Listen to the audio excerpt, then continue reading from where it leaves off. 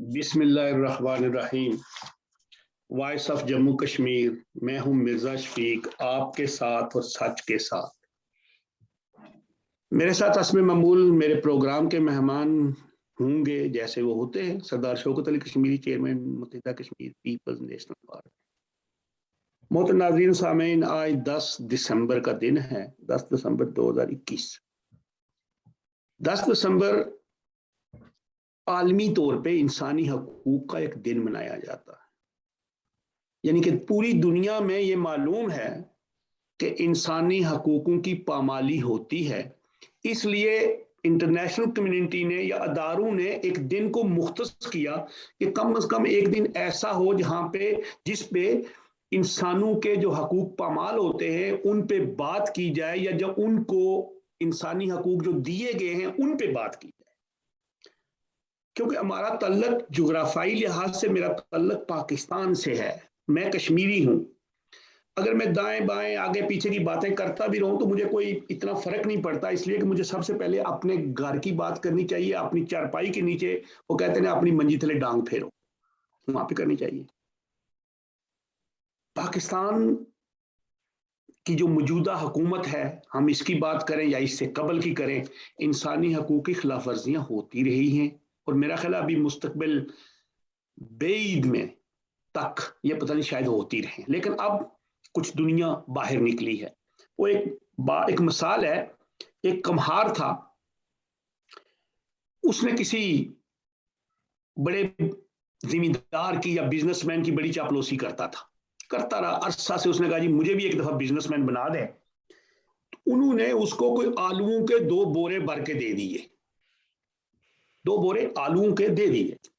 اب اس کو تجارت کا تو پتہ نہیں تھا، اس نے وہ آلو لادے اپنے گدھے پہ اور ایک ایسے گاؤں کی طرف نکل گیا جدھر آگے ہی وہ شہر تھا چھوٹا سا، جہاں پہ آلووں کی وافر مقدار بکتی تھی۔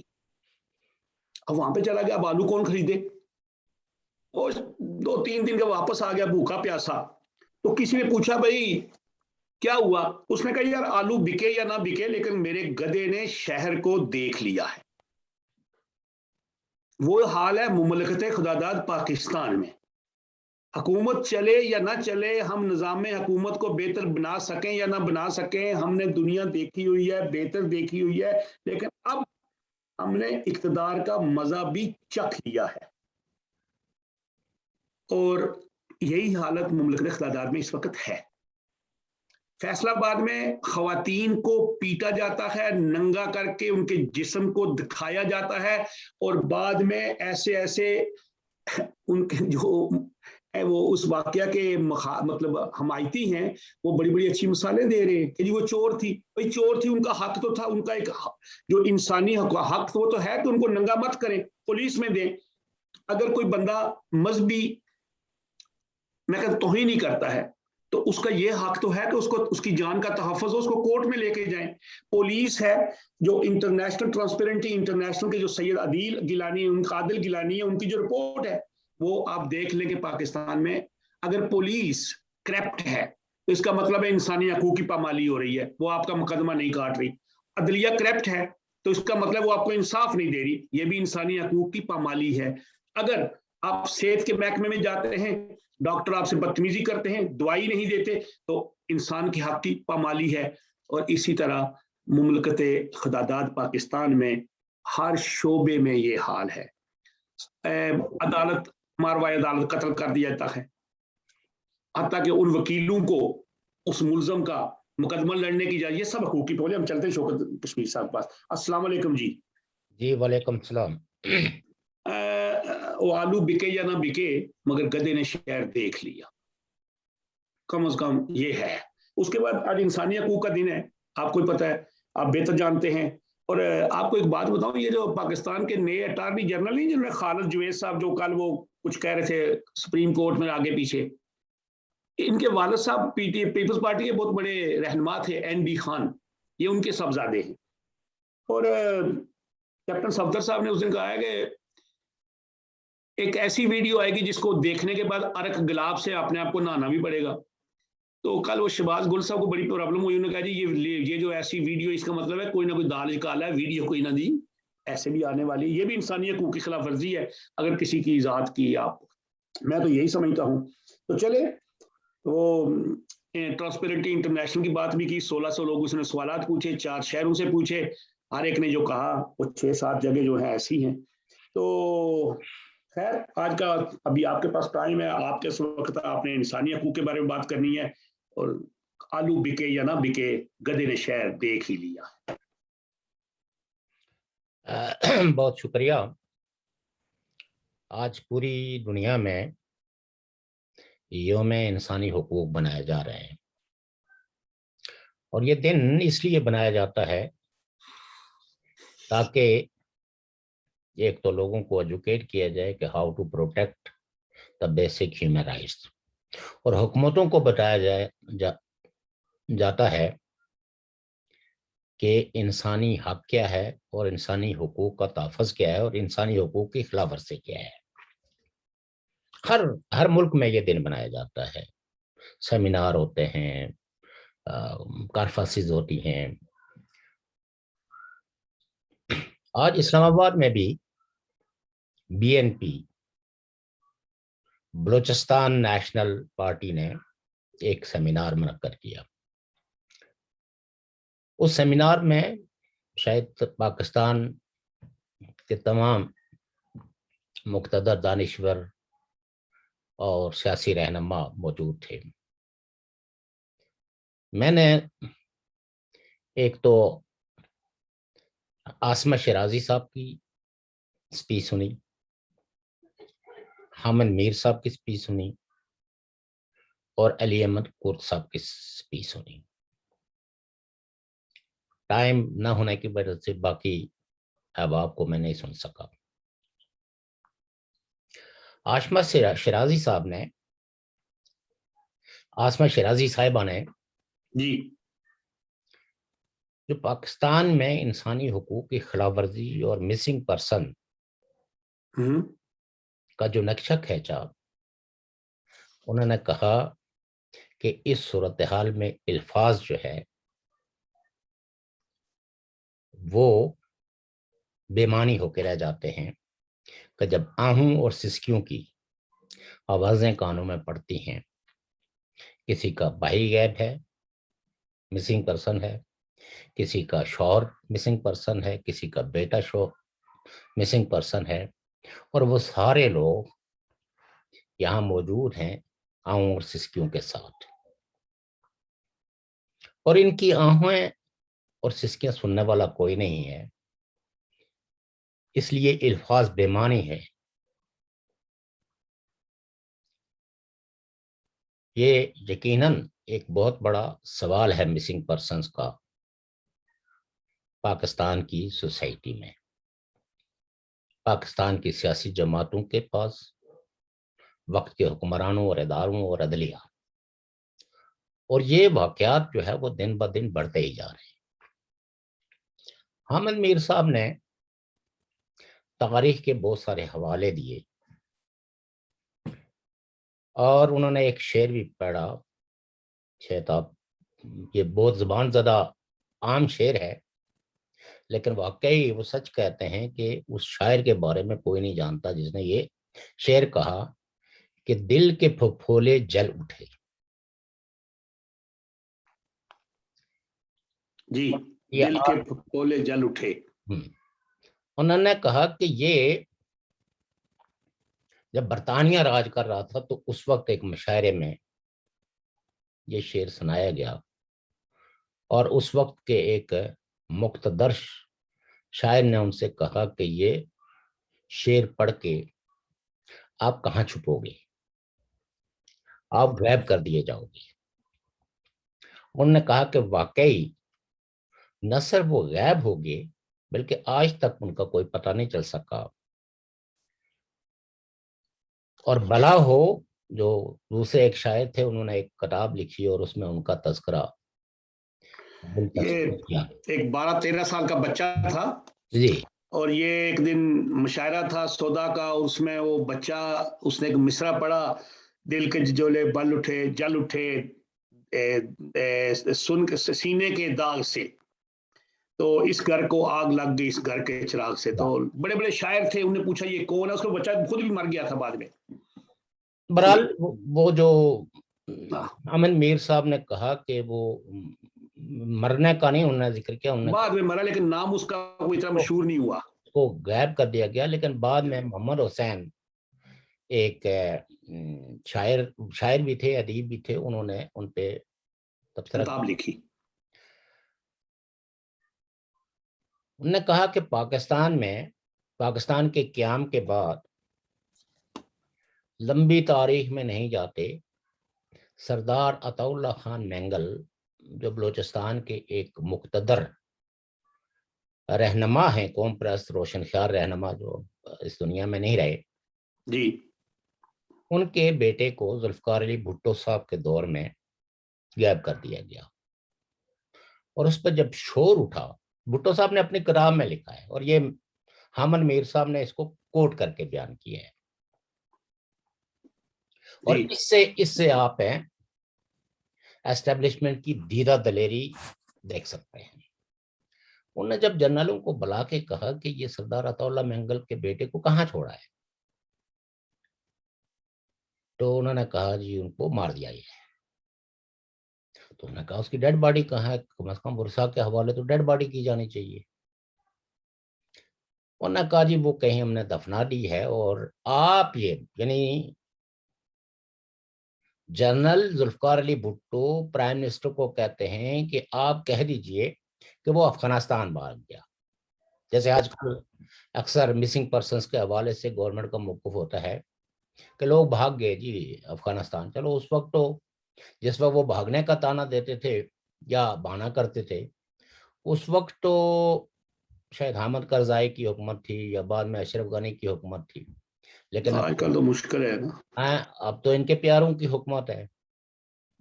तो कम से कम अब तो बरामद करके उनको बता दिया जाए कि हाँ जी ये हमने अफगानिस्तान से बरामद करके लाए हैं। फिर जनाब हामिद अपने अली अहमद कुर्द साहब की तकरीर थी। उन्होंने भी बहुत फिक्र अंगेज बातें की हैं। हाँ, जो आसमा शिराजी साहब की जो बात मैं कहना भूल गया, उन्होंने कहा आहिस्ता आहिस्ता ये रियासत डिसअपियर हो रही है जिसका नाम इस्लामी जमहूरिया पाकिस्तान है।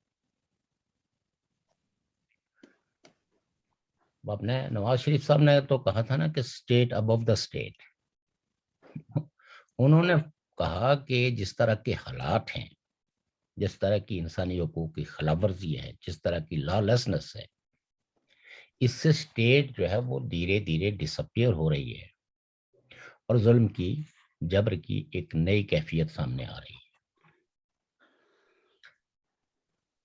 अली अहमद कुर्द ने ओवरऑल उनकी जो स्पीच थी वो जुडिशरी के किरदार पे थी, और उन्होंने काज लिस्ट के हवाले से कि किस तरह काज लिस्ट में नाम लिखे जाते हैं, जी, जी, बेंचेस के बेंच बनाए जाते हैं। बेंचेस बेंच बनते हैं, और किस तरह चीफ जस्टिस के की अदालत में जो कोर्ट नंबर 1 कहलाती है, जी, उसमें एक तो उस काज लिस्ट में रद्दबदल होता है, और चीफ जस्टिस जो है वो ना फाइल पढ़ते हैं, ना देखते हैं, वकील का जो वकालतनामा होता है उसको भी वो रख देते हैं दूसरी तरफ, और मुलजम की तरफ देखते हैं और उसमें कहते हैं कि ये तो शक्ल से ही चोर लगता है, ये तो शक्ल से ही कातिल लगता है, और उसके बाद वो दस्तखत करते हैं। उस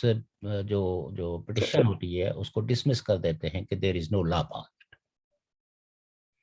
उन हकायक को जो उस फाइल में होते हैं, या कम से कम जो वकील सफाई होता है उसको मौका दें। उसकी हेयरिंग हेयरिंग नहीं करते जी। उन्होंने कहा देयर इज नो हेयरिंग। हम्म, और फिर उन्होंने साकब नसार साहब के जब वो चीफ जस्टिस थे उसमें भी बताया।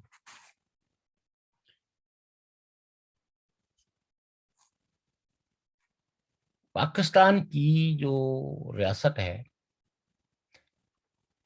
وہ ایک ذاتی پسند اور ناپسند پر مبنی ایک نظام کی ریاست رہ گئی ہے، جہاں میرٹ ناپید ہے، انسان کا حق تسلیم نہیں کیا جاتا، اور جیسے آپ نے کہا کہ خواتین کو کسی مہذب سوسائٹی میں اگر کوئی جرم کرتا ہے، کسی کرائم میں انوالو ہے، اس کو گرفتار کیا جاتا ہے، اس کو اس کے جرائم کی چارج شیٹ دکھائی جاتی ہے کہ آپ کو ان الزامات میں آپ کو گرفتار کیا جاتا ہے، ایف آئی آر کٹتی ہے، اور وہ ایف آئی آر مختلف یعنی ایس پی کے دفتر میں جاتی ہے، سیشن کورٹ میں کے اس میں جاتی ہے، اور ایک اس کی کاپی ملزم کو دی جاتی ہے، جس کی بنیاد پہ اگر ملزم چاہے تو وکیل کرتا ہے، اور پھر وکیل ان دفعات کی روشنی میں اس کی بیل اپلیکیشن وہ کرتا ہے۔ لیکن یہاں تو اب انصاف سڑکوں پہ ہی ہونے لگا ہے، تو جس کو کہتے ہیں نا rate of the state, where is the rate of state? جب اسٹیٹ خود ہی ماورائے قانون، ماورائے آئین اقدامات کرے گی تو اسٹیٹ کے لاز کو کون مانے گا؟ اور یہ جو عدالتوں کے جو گھونسلے بنائے ہوئے ہیں، ان پہ اعتماد کون کرے گا؟ تو so it is a very critical time and situation.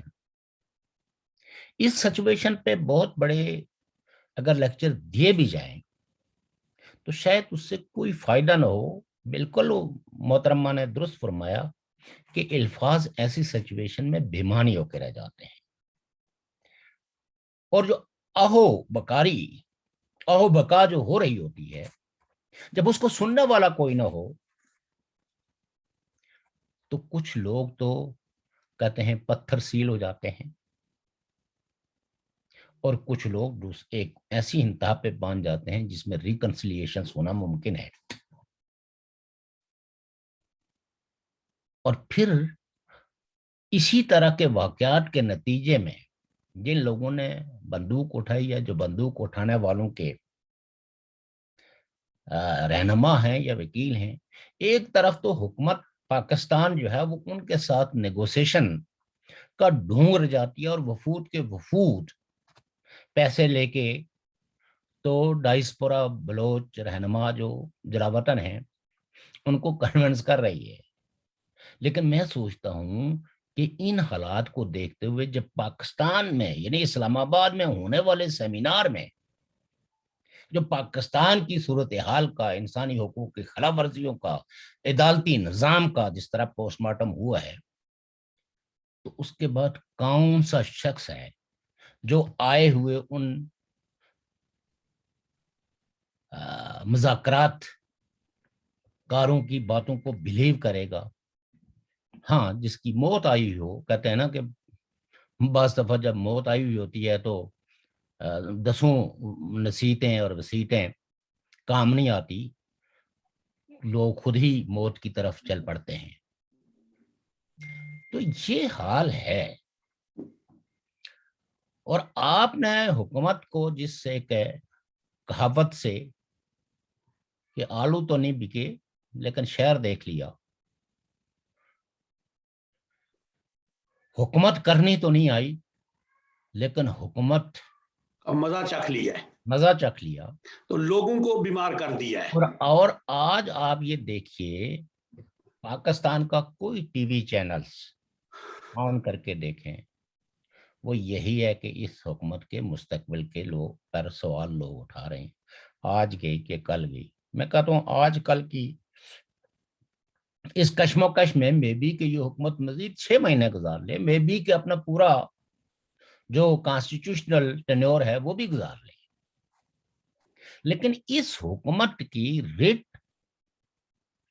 اور اس کے مستقبل کے بارے میں جو سوالیہ نشان عالمی سطح پہ اٹھ گئے ہیں، اس کو بلیو کون کرے گا؟ اور کیا یہ اس خطے کو اور 22 کروڑ لوگوں کے مفاد کو سرو کر سکتی ہے؟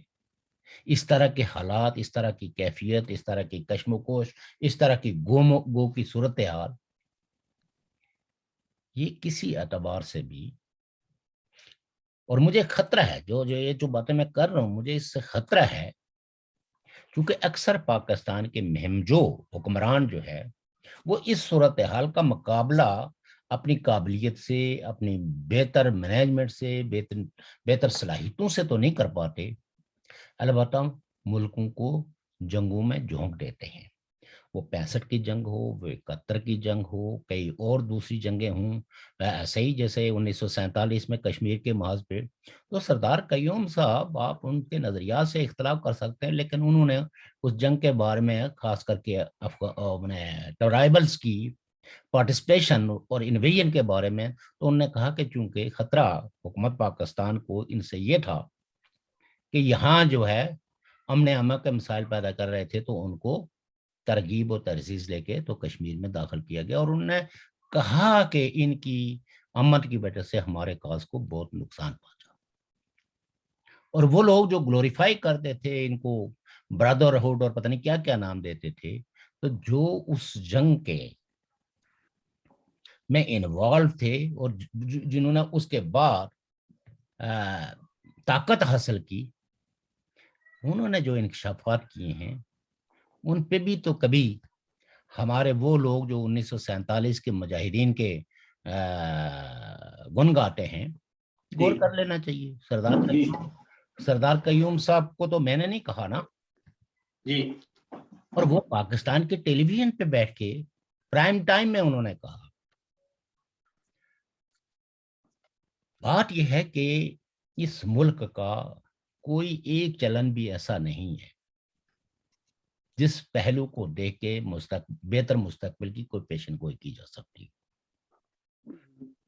ہم تو وہ لوگ ہیں جو ہمیشہ رجعیت پسند رہے ہیں، اور ہماری جبلت میں رجعیت پسندی موجود ہے، لیکن مایوس کن حالات میں اس سچویشن کو کسی رجعیت پسندی کی نظر کر دینا، یہ حقائق کو چھپانے کے مترادف ہوگا، اور یہ ہم نہیں کہہ رہے ہیں، یہ وہ لوگ کہہ رہے ہیں۔ مثلا جنرل مٹھا جو تھے، ابو بکر مٹھا، جی جی، جنرل ابو بکر مٹھا جی، جو بنگلہ دیش میں اس وقت آرمی، یعنی وہ شخص تھا جس کو یہ جو ان کی ایس ایس جی کے بانی کمانڈر تھے، وہ کمانڈر تھے، جی جی، پہلی بنائی انہوں نے وہ جو شروع کی ہے نا ایس ایس جی، اس کا بانی وہ تھے، کرنل تھے اس وقت۔ انہوں نے رپورٹ کیا کہ یہاں ہمارے فوجی افسران بنگالی بچوں کو پکڑ کے غائب کرتے ہیں، ان کی مائیں، ان کی بہنیں، ان کے ورثہ یہاں جو اہو بقا کر رہے ہیں، اس کی وجہ سے بنگالی لوگوں میں پاکستان کے خلاف ایک شدید قسم کی نفرت ابھر رہی ہے، اور اس نے لکھا کہ میں نے اس افسر کی نشاندہی بھی، ان افسران کی نشاندہی بھی کی، لیکن کوئی کارروائی عمل میں نہیں لائی گئی، اور الٹیمیٹلی پاکستان سے بنگلہ دیش آزاد ہو گیا، الگ ہو گیا، اور آج ترقی کی جس دوڑ میں وہ شامل ہے، وہ قومیں جو حق علیحدگی چاہتی ہیں یا حق آزادی چاہتی ہیں، ان کے لیے وہ ایک رول ماڈل کی شکل اختیار ہے۔ مشل رہا ہے سر، ڈبل ان کی پاکستان سے جی بی ٹی 4 گنا زیادہ ہے، 5 گنا۔ آج کا دن ہمیں یہ احساس دلاتا ہے کہ دامیں درمیں سخن ہیں، ہم انسانوں کے حق کے لیے اپنی جدوجہد جاری رکھیں، اور ہم جاری رکھیں گے، اور کسی انشاءاللہ شکار نہیں ہوں گے۔ شوکت صاحب جی، بات ہو رہی ہے ہمارے خطے کی، ہم آزاد کشمیر جس کو کہتے ہیں اس کے رہنے والے ہیں۔ جی، آج اگر آپ مجھے اجازت دیں 1 منٹ کی، تو میں جی جی جی، مجھے کسی نے ایک ویڈیو بھیجی ہے، آزاد کشمیر کے لوگوں نے سیالکوٹ ایئرپورٹ استعمال کیا واپس مانچسٹر آنے کے لیے، اور ان سے جو ان کے ساتھ ہوا وہ سن لیں، تھوڑا سا 1-2 لفظ ہیں۔ موضوع ایک نئی چیز آپ کے سامنے محمود صاحب کی جو کہ پاکستان کے یہ میں نے سنا ہوا ہے، سنا آپ نے؟ ہاں یہ مختلف گروپوں میں ان کی اچھا آ گئی ہے. اس کے بعد یہ بھی ہمارے انسانی حقوق کی خلاف ورزی کے زمرے میں بھی آتا ہے کہ ہمارے لوگوں کو تنگ کیا جاتا ہے، کہ اقلیت کو، اقلیت ہوئی نا کہ ہم لوگ ادھر سے آتے ہیں تو اس لیے ان کے ایئرپورٹ استعمال کرتے ہیں، پاکستان کے ادارے تنگ کرتے ہیں. اس کے بعد ایک اور واقعہ ہے جو آزاد کشمیر کے اندر پاکستان کے لوگوں کو نوکریاں دی گئی ہیں جو اسٹیٹ سبجیکٹ ہولڈر نہیں تھے. یہ بھی ہمارے لوگوں کے انسانی حقوق کی جو بنیادی حقوق ہیں، ہمارے شہری حقوق، ان کی بھی خلاف ورزیاں ہیں. مجھے ایک شخص نے کہا کہ پریزیڈنٹ صاحب نے تو نہیں اپائنٹمنٹ کی. میں نے کہا بھائی پریزیڈنٹ صاحب از ناٹ اپائنٹنگ اتھارٹی، ان کا جو وہ ایکٹ ہے اس کا جو ان کی طرف سے جاری ہوا ہے اس کے تحت یہ اپائنٹمنٹس ہوئی ہیں. اس میں ہماری گورنمنٹ، اس کے میں سمجھتا ہوں جو صدر یا وزیر اعظم یا جو بھی لوگ ہیں یہ انوالو ہیں، اور یہ بھی انسانی حقوق کی خلاف ورزیاں ہمارے لوگوں کی، اس کی بھی ہم مذمت کرتے ہیں اس معاملے میں.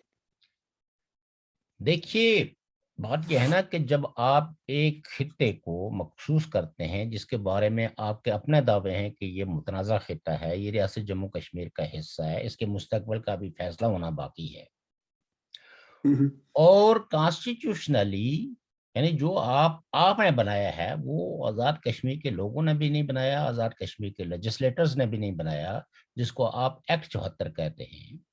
اس ایکٹ 74 میں اسٹیٹ سبجیکٹ کی گارنٹی موجود ہے، اور اسی میں یہ بیان کیا گیا ہے کہ نان اسٹیٹ سبجیکٹ جو ہے وہ آزاد کشمیر میں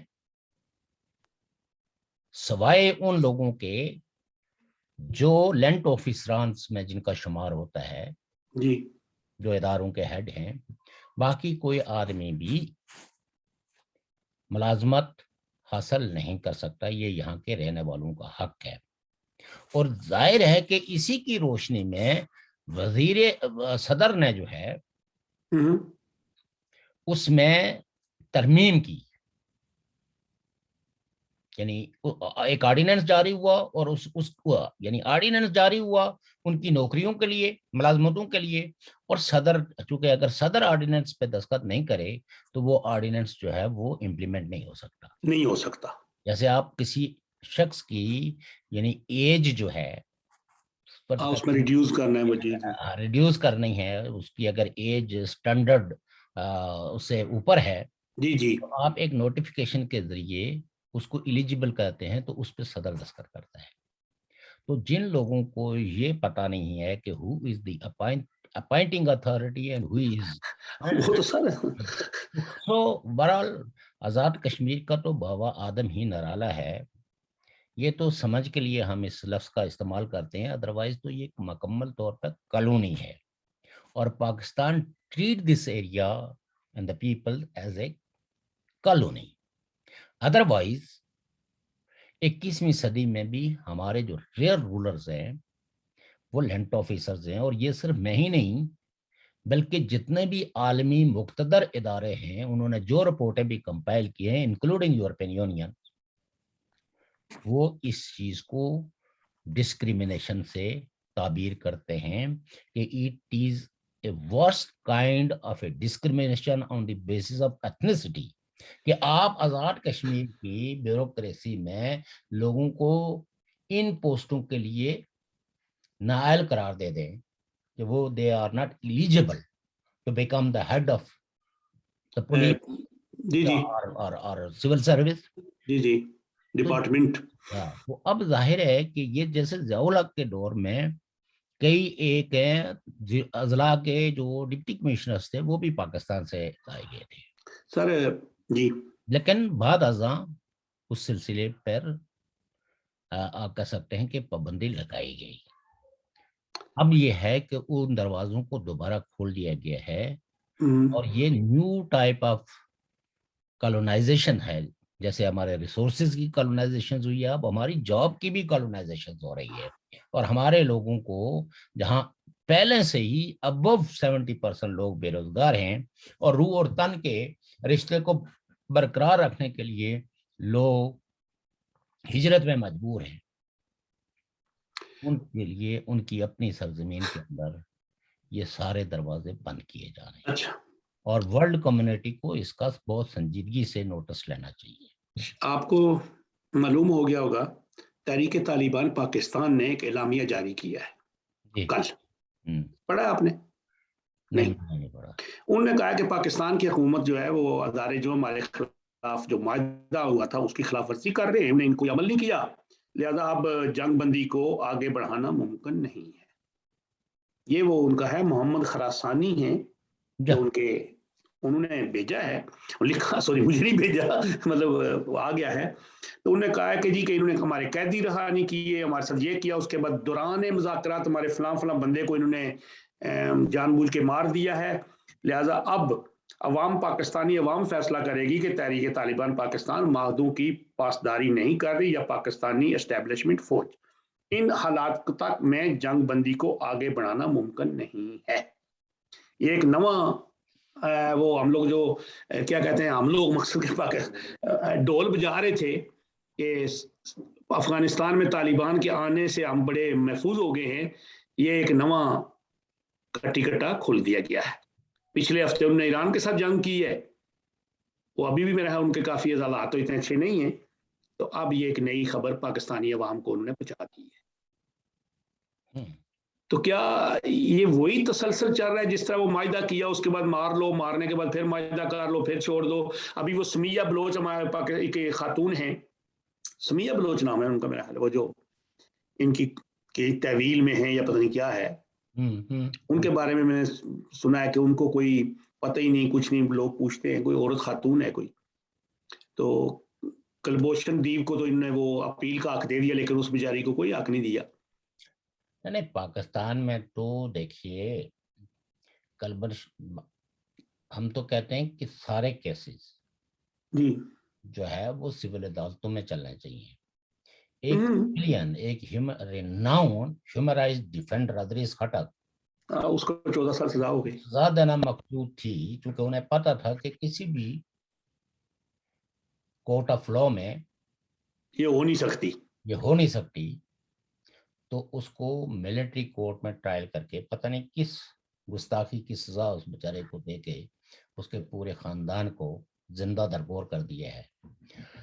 2 بچیاں ہیں، ان کی بیٹی ہے، ایک بیٹا ہے، ایک بیٹی ایک بیوی ہے۔ آپ یہ دیکھیں کہ جن لوگوں کے بارے میں ان کی اپنی ریاستوں کے دعوے ہیں کہ یہ یہاں جناب دہشت گردی میں ملوث ہیں، یہ یہاں جاسوسی کرتے ہیں، ان کو تو رائٹ آف اپیل ہے سول کورٹس میں، لیکن پاکستان کے اندر جو انسانی حقوق یا عزت اور وقار، احترام انسانیت کے لیے کوشاں ہیں، ان کو اس حق سے بھی محروم کر دیا گیا ہے۔ تو یہ situation it's a very very very very alarming situation.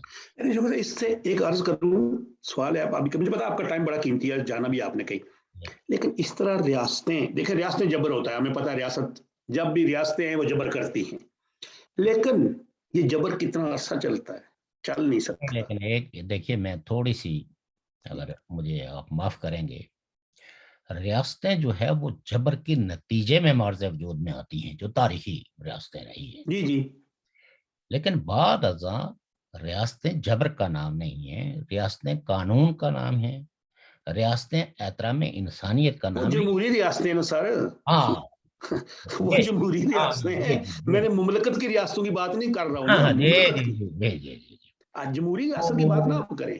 یہ میں آپ کو بالکل پورے ایمان سے کہتا ہوں، پورے شعور سے کہتا ہوں، اور اپنے سارے علم، شعور اور تجربے کی روشنی میں کہتا ہوں کہ اس ملک کو اس مقام تک پہنچانے میں پاکستان کے جنگ بازوں اور اپنے ہی عوام کو فتح کرنے والی کفتوں کی پالیسیوں کا نتیجہ ہے۔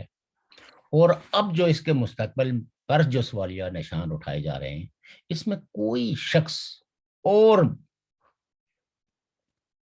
ذمہ دار نہیں ہے، وہی ذمہ دار ہے جو یہ جماعتیں بناتے ہیں، جو یہ جماعتیں توڑتے ہیں ان کو مہمان رکھتے ہیں، ان کے لیے سیف ہاؤسز، ان کے لیے بڑے بڑے گیسٹ ہاؤسز رکھتے ہیں۔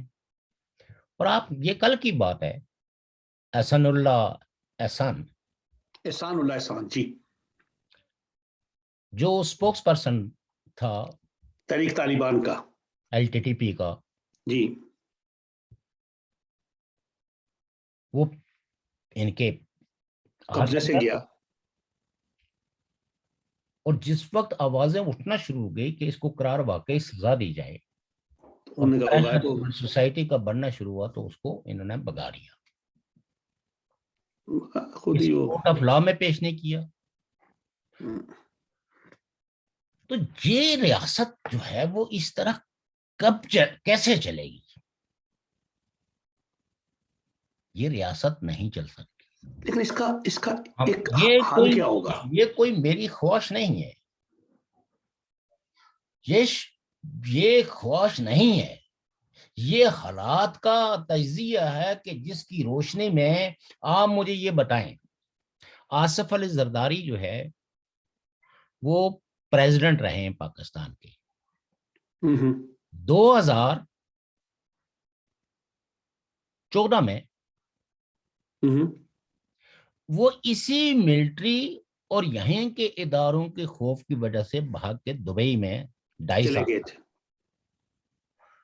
اور ان کو پنش کرنے کے لیے ان کا ایک کولیگ جن کا نام تھا ڈاکٹر ذوالفقار مرزا، نہیں نوٹ ذوالفقار مرزا، اچھا ڈاکٹر آسم، وہ جو کروڑوں روپے والے اربوں والا اس پہ کھچر تھا، جناب پتہ نہیں کتنے ارب روپیہ اس کے ذمین، وہ بڑے گنتی میں باہر ہے جی، ہم جیسے لوگ وہ گن ہی نہیں سکتے، وہ مجھے ان کے وہ ٹریلین ملین نہیں پتا لگتا آپ تھا۔ یہ دیکھیے کہ 2.5 سال اس بندے پہ جس طرح کا تشدد ہوا، وہ بیسیکلی صحت کے معاملے میں مشیر تھے نا، وہ بنیادی طور پر وہ یہ سزا دینا چاہتے تھے آصف زرداری کو۔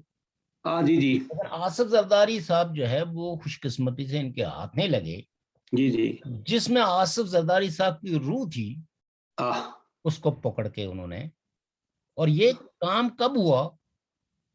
جس وقت نواز شریف صاحب کی حکومت اپنے پورے جوبن پہ تھی، بالکل ایسے ہی ہے، اور انفارچونیٹلی نواز شریف صاحب اس وقت کسی قسم کی کوئی شٹ اپ کال نہیں دے سکے کہ اس ریاست کے اندر اگر قانون ہے تو ایک شخص جس پہ یہ سارے الزام لگا رہے ہو پہلے اس کے پروف کورٹ آف لا میں پیش کرو۔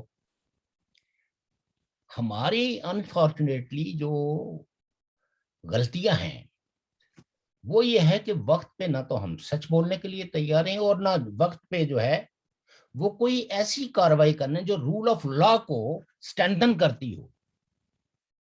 اور آج ہیں وہی آصف زرداری صاحب، آپ دیکھیے طرفہ تماشا کہ جو خود بھاگ کے چلے گئے تھے اور 2.5 سال تک واپس پاکستان نہیں آئے، اور سندھ ہے میں ان کی حکومت تھی اور ان کو اس کیبنٹ کی بعض میٹنگیں جو ہے وہ دبئی میں طلب ہوتی تھی، بالکل ایسے ہی کرتے تھے۔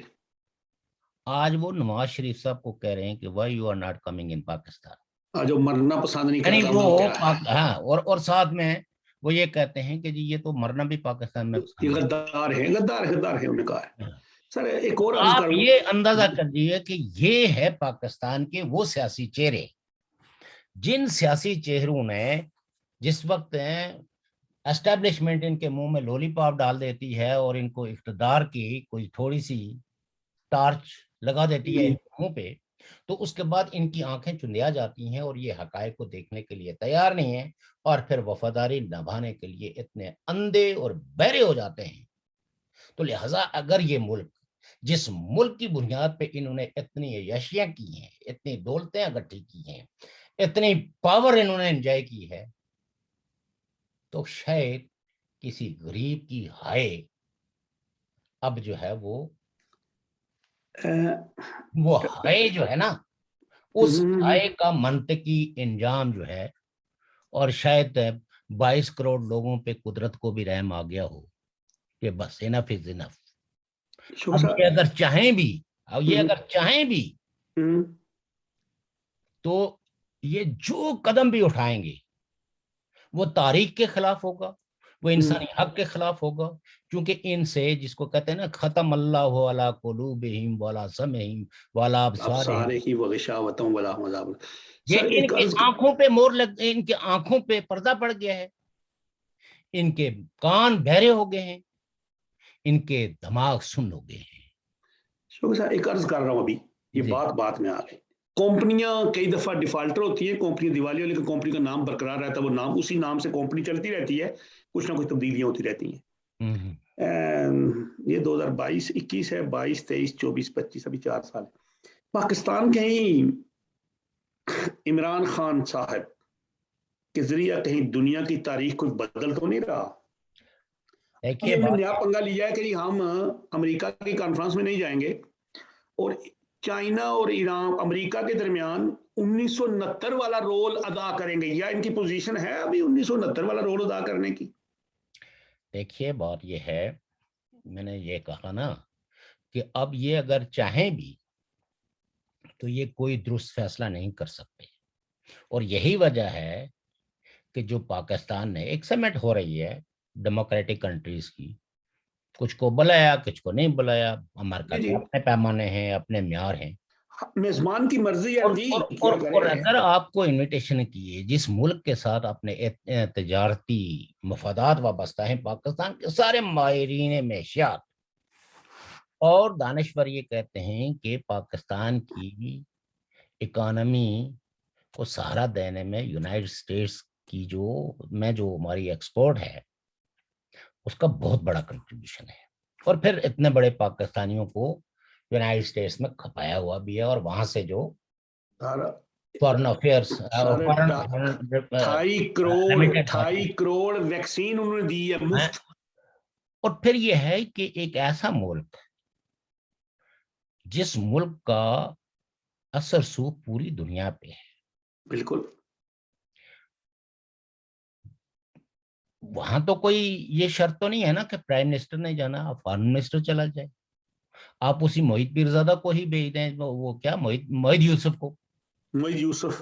لیکن یونائٹڈ اسٹیٹ آف امریکہ کی دی جانے والی اس دعوت کو ریجیکٹ کرنے کے ریپرکیشنز کا جی احساس ہے کسی بھی ادارے میں موجود نہیں ہے. اور یہ اسی لیے میں کہتا ہوں کہ اب ان کے آنکھوں پہ پردہ اور دماغ سن ہو چکے ہیں، ان میں فیصلہ کرنے کی، درست فیصلے کرنے کی صلاحیت جو ہے نا وہ قدرت نے چھین لی ہے. اب یہ اسی طرح کی مہمجوئیاں کریں گے.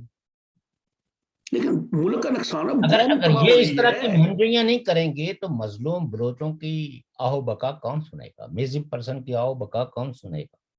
اور سر پوری قوم تباہ ہو رہی ہے، ان کو دا لگے نا پاکستان پوری دیکھنا ملک. بات یہ ہے، 180 پہ ڈالر چلا گیا آج. سنیے میری بات سنیے. کیا آپ یہ سمجھتے ہیں کہ ان 22 کروڑ لوگوں کو یہ ریاست پالتی ہے؟ وہ سر اللہ پالتا. چلو نہ یہ تو ہمارا عقیدہ ہے نا.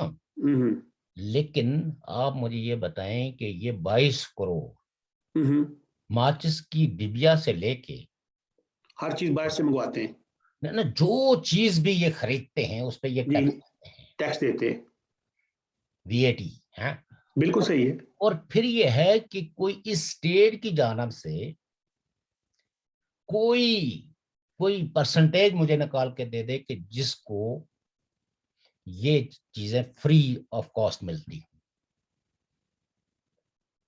جب یہ کچھ ایک ریاست جو ہے اپنے لوگوں کو، ریاستیں تو لوگوں کو پالتی ہیں نا، ریاستوں کے لیے لوگ لڑتے اور یہ سب کچھ اسی لیے کرتے ہیں کہ وہ ریاستیں لوگوں کی لائف کو، لوگوں کی لبرٹی کو، لوگوں کی پراپرٹی کو تحفظ فراہم کرتی ہے.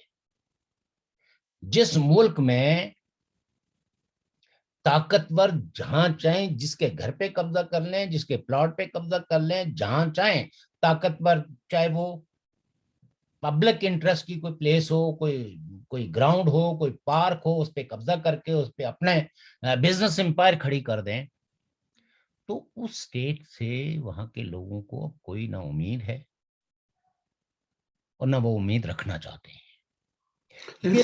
یہ تو آپ کہہ سکتے ہیں کہ کچھ لوگ ہیں جو طاقتور ہیں، جن کے پاس بندوق ہے، اور کچھ عالمی طاقتیں ہیں جن کو ابھی اس خطے کی ضرورت ہے، کچھ ان کے جو ساؤتھ ایشیا کے اندر جو اسٹریٹجک انٹرسٹ ہے. ادروائز اگر آج کے سیمینار جو اسلام آباد میں ہوا، اگر آپ اس کی فائنڈنگ اور اس میں ہونے والی تقاریر کو ہی سن لیں، اور وہ کوئی عام لوگ نہیں ہیں، بڑے بڑے وکلا اور بڑے بڑے دانشور اور سیاسی زما ہیں. تو اس لیے اور اسی سیمینار میں خواتین کی، بچوں کی آئیں اور سسکیاں ہیں. میں تو اگر ان کے کان بہرے نہیں ہوگے، ان کی آنکھوں پہ پردہ نہیں پڑ گیا، ان کے دماغ سننی ہوگی، تو کسی ایک ویسے تو یہ کہانیاں کیسے سناتے ہیں کہ جی وہ دیبل کے کنارے پہ ایک قافلے کے ایک لڑکی کی چیخ بغداد میں سنائی گئی. تو یہ تو سیمینار اسلام آباد میں ہو رہا ہے، اور دھرنا بھی اسلام آباد میں لوگوں نے دیا ہوا ہے مسنگ پرسنس پہ. تو سر ملازمین کا دھرنا وہاں پہ جو لوگ ان سے کسی قسم کی کوئی امید رکھتے ہیں، کیونکہ اب جو شخص تیار ہو، ریڈی ہو اپنے آپ کو بیوقوف بنانے کے لیے، تو اس کو تو دنیا کا کوئی علم، دنیا کی کوئی طاقت جو ہے نا، وہ وقت ہی ہے. وہ اس کو کہتے ہیں نا کہ وقت سب سے بڑا استاد ہے جو ہر ایک کو سچ بولنے اور سچ سیکھنے پہ مجبور کر دیتا ہے. انسان کی زبان جو ہے نا، وہ بعض دفعہ اس میں وہ تاثیر نہیں ہوتی. اور الفاظ تو ویسے بھی اب تو پاکستان کے وہ دانشور جو لفظوں کو تخلیق کرتے تھے، تخلیق کر اب کہتے ہیں کہ ہمارے لفظ بے معنی سے ہو کے گئے ہیں. لیکن سر عرض یہ ہے کہ ٹھیک ہے، میں سن رہا ہوں کہ ان کے جو عوام ہے، جو پاکستان کی قوم ہے، جو 22 کروڑ میں سے چلو 10 کروڑ لوگ بڑے امیر ہوں گے، 7 کروڑ امیر ہے، باقی 14-15 لوگ تو کروڑ تو وہ لوگ ہیں نا. اس وقت بڑا مسئلہ جو ہے متوسط طبقے بنا ہوا ہے، کچھ بھی نہیں ہے ان کو. لیکن وہ لوگ، ان کی آواز کون بنے گا؟ ان کی آواز کس کو بننا چاہیے؟ وہ یہ سیاسی لیڈر ہیں، یہ سیاسی لیڈر اپنی گیم کھیل رہے ہیں، یہ ایک دوسرے کے ساتھ. انہیں کی تو اہو بقا ہے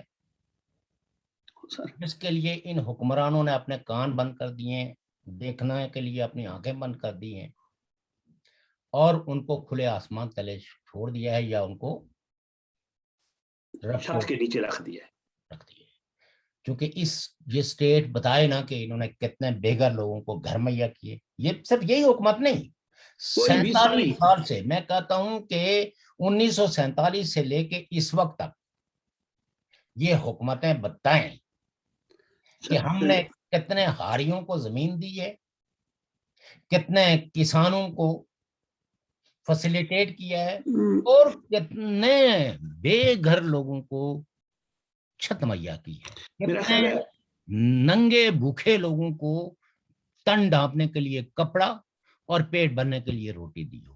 آپ کا مطالعہ مجھ سے بہت زیادہ ہے، آپ بہت بہتر جانتے ہیں. 1984-85 میں چاؤشسکو ہوتے تھے رومانیہ میں، میرا خیال ہے. جی ہاں. اور رومانیہ اس وقت بھی ایک ایسا تھا کہ وہاں کی یونیورسٹیز بڑی مقبول تھی، اور ایشیا سے بہت لوگ وہاں پہ میڈیکل کی تعلیم حاصل کرنے میں لوگ آتے تھے، اور بڑے لوگ آتے تھے. اور پھر چاؤشسکو صاحب کا جو حال ہوا تھا، عوام نے، میرا خیال ہے اتنا کوئی آپ کو پتہ ہی ہے سارا، کہ ان کی باڈی کو لٹکا دیا گیا تھا.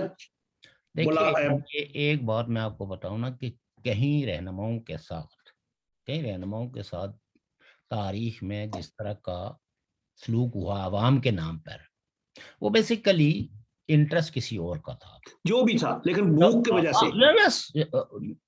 دیکھیں رومانیہ غریب تھا جی، اور چونکہ رومانیہ واحد ملک تھا جو کئی جنگوں میں بڑا متاثر بھی ہوا. جی لیکن اگر آج بھی رومانیہ کا جو ایجوکیشن انفراسٹرکچر ہے وہ بہت اچھا ہے، تو وہ کہیں ترقی یافتہ ملکوں کے سے بہتر ہے. بالکل. اور ان کا انڈسٹریل انفراسٹرکچر بھی اصل میں دیکھنا، یہ جو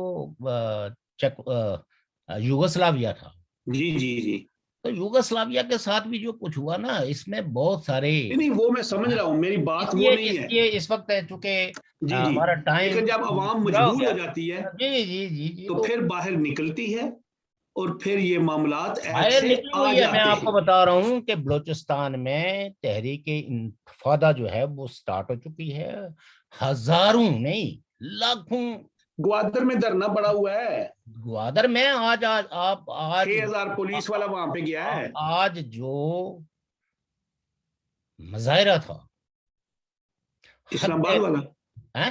اسلام آباد میں نہیں گوادر میں، گوادر میں وہ تو 6000 پولیس بھیجی ہے انہوں نے. اور پھر خواتین جو ہے، جس جی بڑی جی تعداد میں خواتین نکلی ہیں.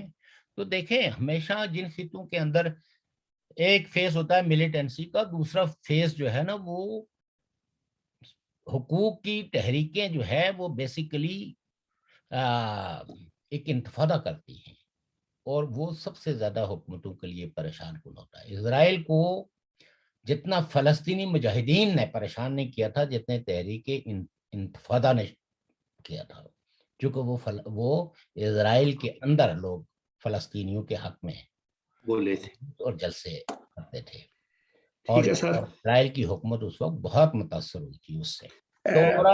جی تو ہمارا ٹائم جی جی جی ہم پھر ملتے ہیں انشاءاللہ. محترم ناظرین و سامعین، بات انسانی حقوق کے دن کی تھی، معاملات پھر اور بھی نکلے.